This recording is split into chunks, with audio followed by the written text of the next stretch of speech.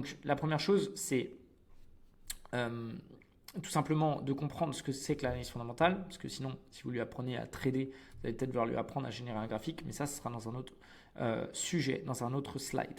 Ici, on va parler de la comparaison entre le fondamental et le technique, puisque vous devez comprendre ça afin de pouvoir lui apprendre à le faire. Donc là, au final, allez, je vais prendre data type. On a donc une data qui est économique, financière, et là, au contraire, on va avoir les volumes de trading et les mouvements du prix. Decision maker, investors and traders interested in intrinsic value, c'est-à-dire dans la valeur d'un actif.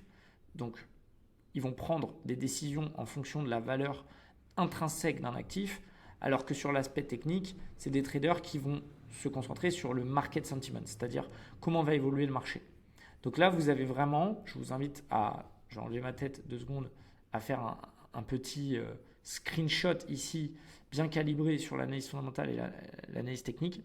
Et vous avez également, comme je vous dis, le comparatif global avec les time frames. Donc ici, sur le fondat, on va plus se baser sur les tendances long terme et faire des décisions d'investissement, c'est-à-dire placer de l'argent.